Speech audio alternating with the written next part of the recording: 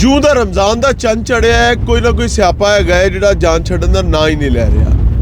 अभी रिसेंट एक स्यापा पड़ा हुआ है जी पूरे सोशल मीडिया पर, और जिन्हें कभी नमाज नहीं भी ना पढ़ी वो भी तलवार लैके निकला है लाने डॉक्टर सुबैह अल इकराम दा। क्यों?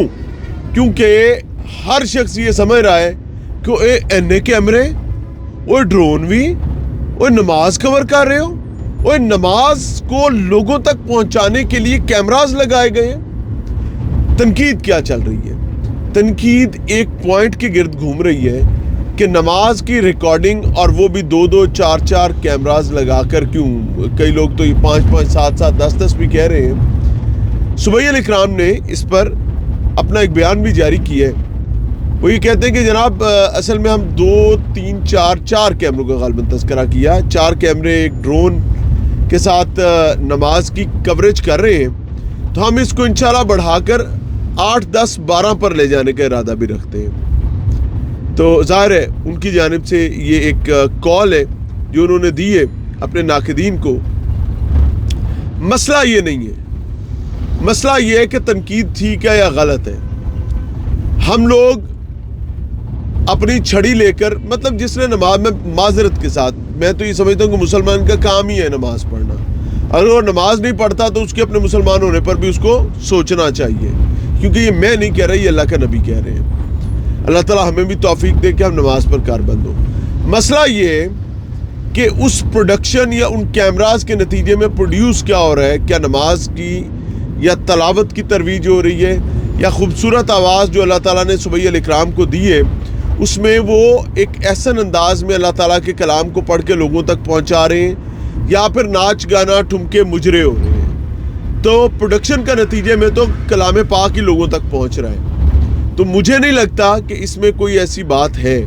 हाँ, जिस इशू पर बात की जा सकती है वो ये है कि जब कैमरा आपके चेहरे के सामने लगा हुआ है तो पीसीआर में लोग बैठे हुए जो स्विचर पर स्विचिंग भी कर रहे हैं, तो ये सारे कैमरास जो मुख्तलिफ एंगल से लोगों को भी रिकॉर्ड कर रहे हैं, कारी को भी रिकॉर्ड कर रहे हैं, तो वो एक एक लम्हा जो है वो सामने पहुंच रहा है। 2 तनकीदें हो रही हैं, उन पर सुबैह अल इकराम साहब को भी देखना चाहिए। पहले नंबर पर कि जो नमाज में आपके आंखों की मूवमेंट हुई है, इस पर लोग तनकीद कर रहे हैं कि यार अगर इमाम जो है वो दाएं बाएं देखेगा तो नमाज पर सवालिया निशान उठ सकता है। क्यों? क्योंकि तालीमात की रोशनी में। तो इस पर सुबैह अल साहब को भी देखना चाहिए। दूसरी बात, सुबैह अल साहब पर तनकीद ज़्यादा जो है वो पीछे खड़े हुए साहब पर है, जिनके हाथ में माइक पकड़ाया हुआ है। मैं रिक्वेस्ट करना चाहूँगा सुबैह अल भाई से कि सुबैह अल भाई, क्या पॉसिबल है कि अगर हम नमाज को तरजीह समझें तो जो पीछे साहब खड़े हैं उनको आपने माइक देना ही है, तो आप वो हेडफोन वाला माइक दे दें जिसमें 7 माइक उनके चेहरे के सामने आ जाता है। ये मेरी राय है, नाकिस राय हो सकती है। अगर आप समझते हैं तो आप इसको ज़रूर लें, अगर आप समझते हैं कि राय लेने की ज़रूरत नहीं है तो भी आपका मामला है। क्यों? क्योंकि मुझसे बहुत अच्छा काम आप कर रहे हैं, तो मैं राय दे सकता हूँ, मैं हुक्म नहीं दे सकता। नाक़िदीन से रिक्वेस्ट करना चाहूँगा कि मेरे भाई, हमें हर मामले में तनकीद। इमाम काबा जब कैमरास लग के, माइक्स लग के पूरी दुनिया के सामने लाइव ट्रांसमिशन चल रही होती है हरम से तरावी की, तो उस टाइम तो कोई प्रॉब्लम नहीं होता। हमने अपने आप को उस ज़माने में फेंक दिए कि प्रिंटिंग प्रेस हलाल है कि हराम है, छापा खाने हलाल है कि हराम है, एड़ा रेडुआ है ए हलाल है कि हराम है, बड़ा बेशरम है टीवी, ये घरों के अंदर घुस के औरतें बैठ के देखती हैं, वो बंदा टीवी दे उत्ते आंदा भी औरतों को देख रहा होता है। हमने अपने आप को उस बहस में फेंक दी है।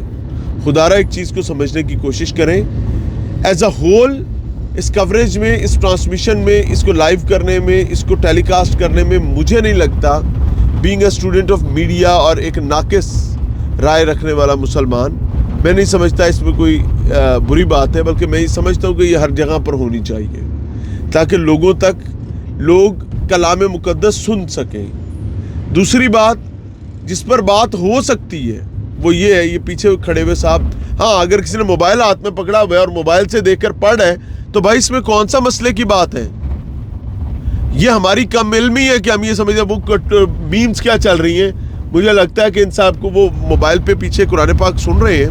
ظاہر ہے کہ اگر سبیل صاحب قرآن پاک سنا رہے ہیں تو پیچھے کسی نے سننا بھی ہے, تو انہوں نے مضبوط حوالے کے طور پر کلام مقدس قرآن کریم کو کھولا ہوا ہے موبائل پر. تو اب میمز یہ بن رہی ہیں کہ مجھے لگتا ہے ان کو نماز کی قبولیت کا میسج آیا ہوگا. For God sake یار, یہ میں اور آپ اپنی جہالت کی بنیاد پر تو بات کر سکتے ہیں. نبی کریم صلی اللہ علیہ وسلم کے بعد اماں عائشہ کو ان کے غلام, چونکہ غلام سے پردہ نہیں تھا اس دور میں, اماں عائشہ کو ان کا غلام قرآن کریم ہاتھ میں پکڑ کے نماز پڑھایا کرتے تھے. جا کے اس وقت قرآن کریم کتابی شکل میں نہیں تھا, اور آگ تھے, مختلف چیزوں پر لکھا ہوا قرآن کریم تھا. تو یہ حوالہ موجود ہے.